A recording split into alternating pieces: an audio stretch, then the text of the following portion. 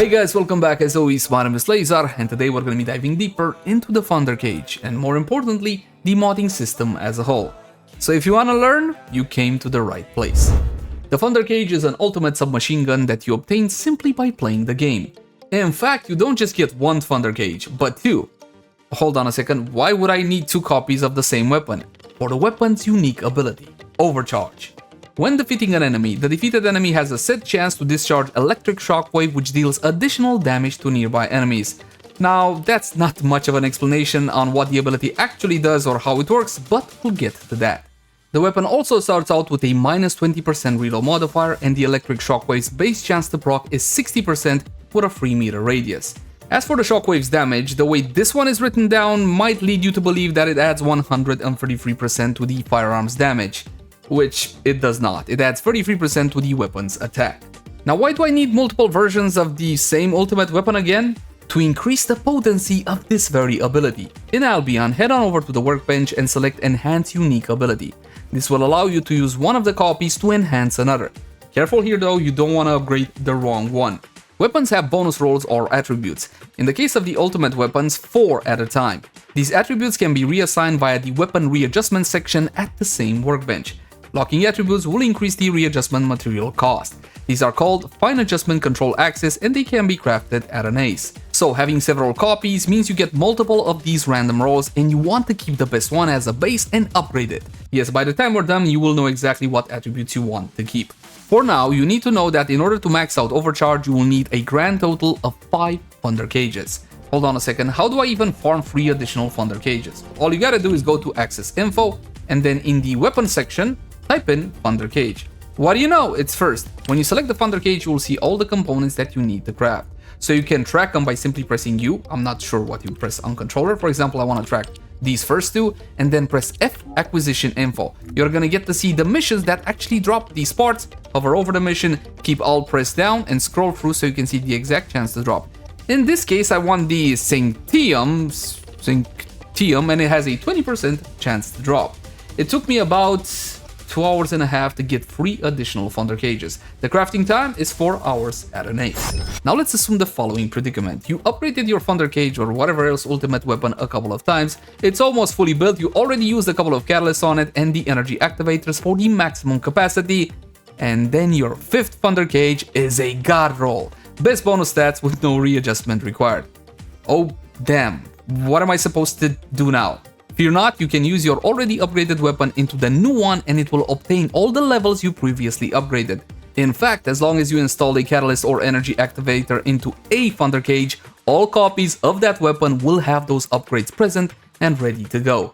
I really wish somebody told me that when I started. Regardless, let's see how Overcharge actually works.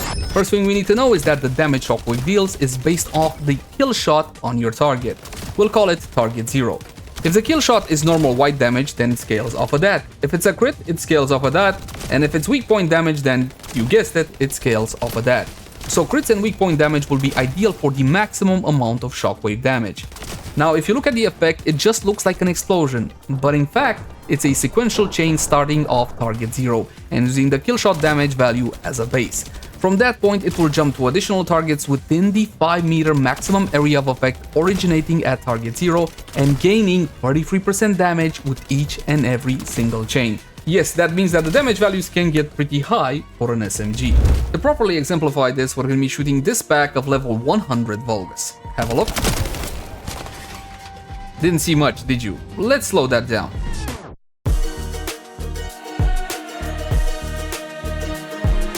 And we're gonna stop roughly here. Perfect. Now you can see all the damage numbers. First thing we gotta do, determine our kill shot value. And we got 97775 plus the heat value and the electricity value.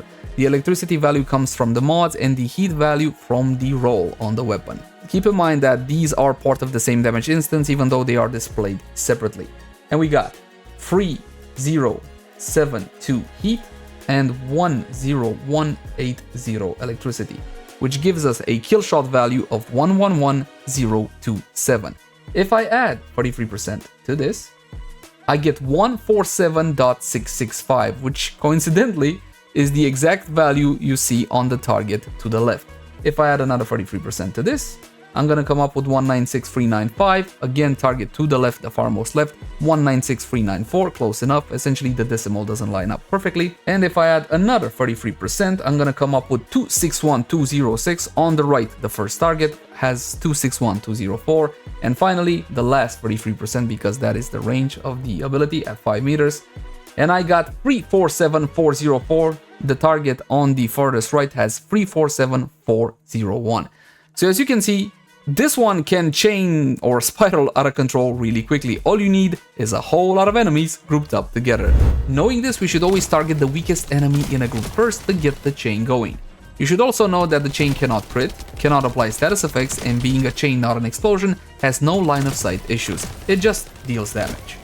The weapon's base damage is 11055. Now in my case, you see X weapon option 11.4. That means that one of my bonus rolls was weapon damage, the same as rounds per magazine.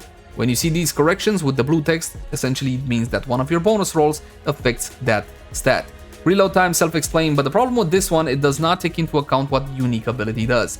Even if this was a base Thunder Cage with no upgrades whatsoever, the reload time would still be at 1.4. It does not take into account the negative reload modifier of the Overcharge basic information.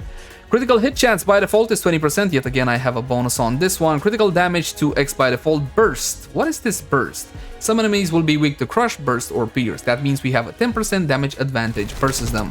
If you don't know how to check this, you simply press tab, bring up the scanner, and it will show what the enemy is vulnerable to. This is all the more important when fighting Colossi. For example, the swamp thing guy, crab looking thing, that one is vulnerable to burst. So you're going to be doing 10% more damage. Attribute status effect trigger rate 4%. If you're a Warframe player, this is your status chance. Needless to say, the weapon can apply status to target, electric or fire or whatever else you have built on the weapon, but it's not really very good at it, which kind of limits our modding potential. Weak point damage by default, that's going to be a 20% increase. Damage drop off. Now this is relevant. You are getting 100% of your weapon's damage up to 23 meters till the target. Past 23 meters, you're going to start losing damage gradually up until 43. How much damage? Up to 70%. The drop off on this one is quite aggressive. If you see 0-3, it doesn't mean you lose 30% of the damage. No, it means you lose 70% of the damage up until 43 meters, gradually. Past 43 meters, you can still hit your targets up until 150 meters, but you're only gonna be doing 30% of the damage. Movement speed while firing, while aiming, and sprint speed, these should be pretty self-explained in the sense that with the weapon equipped, these are your speeds as you move, sprint, aim, etc. As for firearm attack, well, on this one, we got the blue text, which means what, my friends? That's right, it's a bonus roll on my weapon. You probably not gonna have this, or you might. Now I want to talk about the DPS values that you see on your weapon, since I feel a lot of players will be making their modding and weapon decisions based on this value.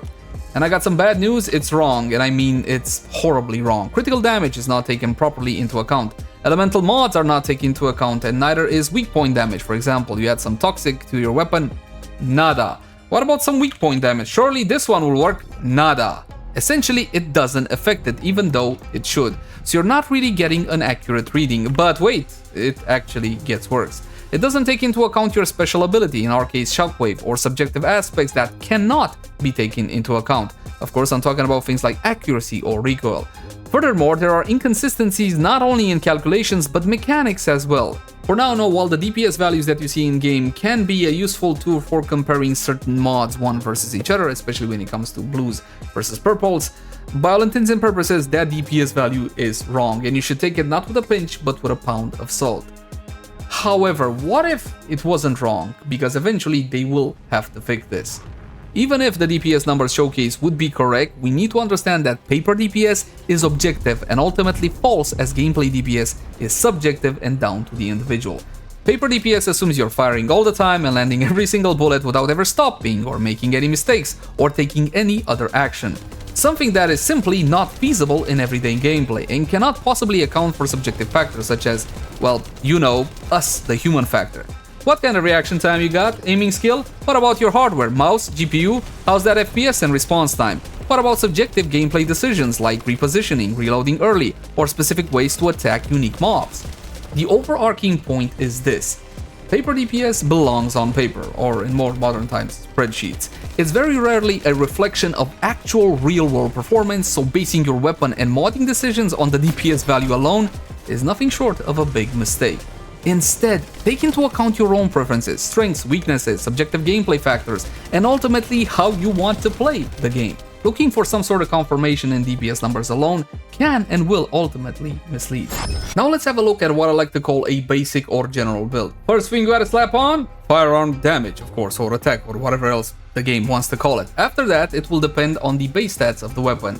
Critical chance and critical damage on this one is not bad because the bases, well, they're pretty good, especially if you manage to get some extra bonus CC or CD on your rolls. So we're gonna be going with better insight for critical rate and critical damage, of course, thanks to better concentration. Initially, I recommend you stick to the blue mods because a lot of these purple mods are simply, how do I put this, noob bait. Fire rate 20%, firearm attack 1%, instead of 25% fire rate. On the very large majority of weapons that use general rounds, I'm talking about submachine guns, assault rifles, a trade-off such as this normally isn't really worth it. 1% attack for 5% fire rate. Even the DPS screen in this case actually comes into play and is useful. Though again, that number is not 100% correct. Fire rate is fantastic on weapons that have a pretty hefty magazine size. In our case, not really. So while fire rate will increase your cycle, or better said, will improve your cycle, it's gonna lead to annoyment in gameplay. Unfortunately, annoyment is a subjective aspect and is not taken into account into the DPS value.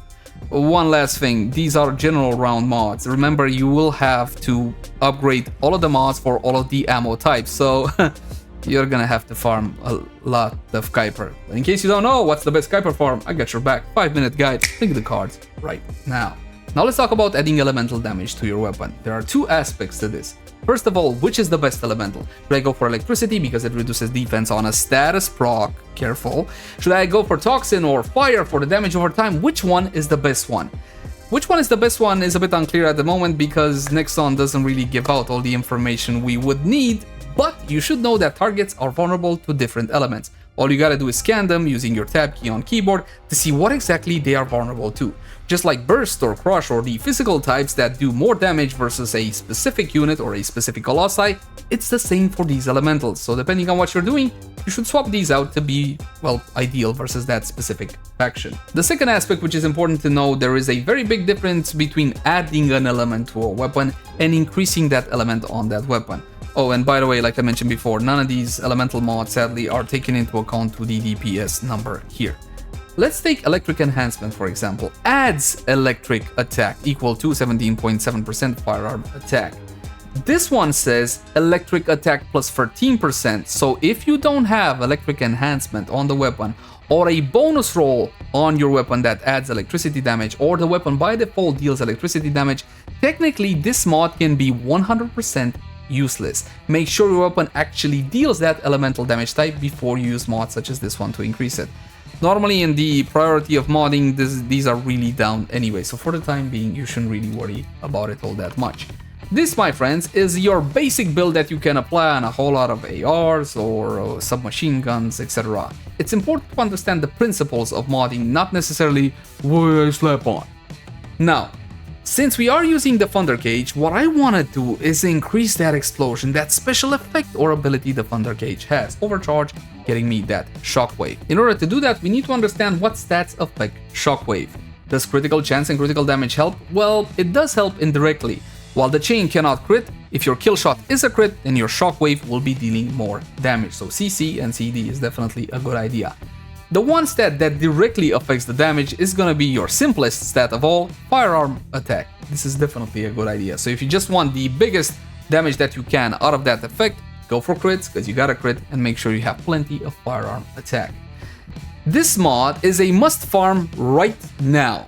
Critical hit damage, a massive 120%, reload time modifier minus 30%. You don't care. You know why you don't care? You don't care because your reload on the weapon is really quick at 1.4 seconds. Adding 30% to that and you're still like under 2 seconds. You don't really care. Go 100% for this one. It's a fantastic mod, not just for the Thunder Cage, but ARs and submachine guns in general, as long as you got that low reload time. Slow Art is another optional mod. You can go for this one or you can go for Edging Shot. Firearm attack 62% and minus 25% fire rate. Dude, that minus 25 is horrible. It's exactly as much as fire rate up gives you. and technically it's just twice rifling reinforcement. The build can go even further than this, but this means you need to go past the energy activator and the crystallization catalyst that I already put on the weapon, which are 2. By default, the weapon has 1 C polarity, what's it called? Cerulean polarity, and 1 A polarity or alamandine. The 2 M polarities have been put by me. You can go past this point and increase the DPS of the weapon even further. Special mods, fantastic idea, right? Sharp precision shot would be perfect on this weapon. Fire rate minus 20%, but while pulling the trigger, fire rate plus 4%, recoil minus 5, and firearm attack plus 6% every 0.5 seconds stacks up 10 times. Why am I not using it? Because sadly it does not work. Half doesn't work. It does work for the fire rate and the recoil, but unfortunately the firearm attack is not being applied to the Thunder Cage. Now, apparently this is on a weapon by weapon basis from our testing. It doesn't work on the Thunder Cage properly, and it does not work on the Albion properly either. However, on all of the purple weapons that we tested so far, it did work and it did grant its fire attack. So this is why you don't see it on the weapon. When they fix it, make sure to use Sharp Precision Shot, because it is a fantastic mod for the Thunder Cage. Now, if you don't like Sharp Precision Shot, you should go into Lethal Finish. It should be fantastic on the weapon. And I say should because the blasted thing just refuses to drop. Regardless of that, some might say, hey, go for Mental Focus. This is fantastic for the weapon. It is not. This is fantastic for weapons that have a hefty magazine to support this kind of buff, which is why Sharp Precision Shot would work on the weapon if it would actually be functional. Sweeping Squad is another talking point. This one essentially gives you the same benefit as Rifle Reinforcement, but it's a proc. You're gonna have to proc it and keep it procced. On the plus side, it just says when defeating enemy, which means that if you defeat an enemy with your Descendant's abilities, this one is procced, so you can keep it up most of the time. If you need a last source of firearm attack, you should go for something like this. Tell you what you shouldn't go for: mods such as Electric Conductor. When attacking enemies inflicted with electrocution, firearm attack 8%. Hold on. That's a no-brainer because you already have electricity on the weapon. A no-brainer indeed, because the weapon itself has a 4% chance to actually apply the status to your target. Most of the time, targets will be dying way before you see an actual status proc on them. This is not the weapon to apply status, therefore you're not going to be using mods such as this one. Now, I did say we would talk about the best roll on the weapon or what stats to look for. But since you got to this point of the guide, do you still really need my help in choosing your stats? Because I'm willing to bet you don't. In case you do, however, firearm attack is a no-brainer. Critical hit rate, critical hit damage, no-brainer. Rounds per magazine helps out with your cycle, is definitely not bad, and besides I rolled yellow, so yay! Fire attack, not bad to have an elemental on the weapon. Essentially right now I'm doing fire damage and I'm going to be doing electric damage as well, thanks to my mods. Keep in mind that the more stats you lock, the more you'll have to pay in fine adjustment control axis. The Thunder Cage is a weapon that you get for free simply by playing the game. You don't even need to play that much, and by all intents and purposes, maybe it wouldn't make a subjective top 10, but it definitely packs a punch, and these are level 100 Volgers. It can cut through them like a hot knife through butter. And the AoE can really be quite potent, especially considering that build-up chain effect. And I do believe, my friends, that is pretty much it. I hope you fantastic people enjoyed. As always, my name has been Leyzar. Like, favorite, share, and subscribe only if you enjoy the content. I'll catch you guys in the next one. Oh, if you want to support the content that we do here, check out my Nexon creator code in the description down below.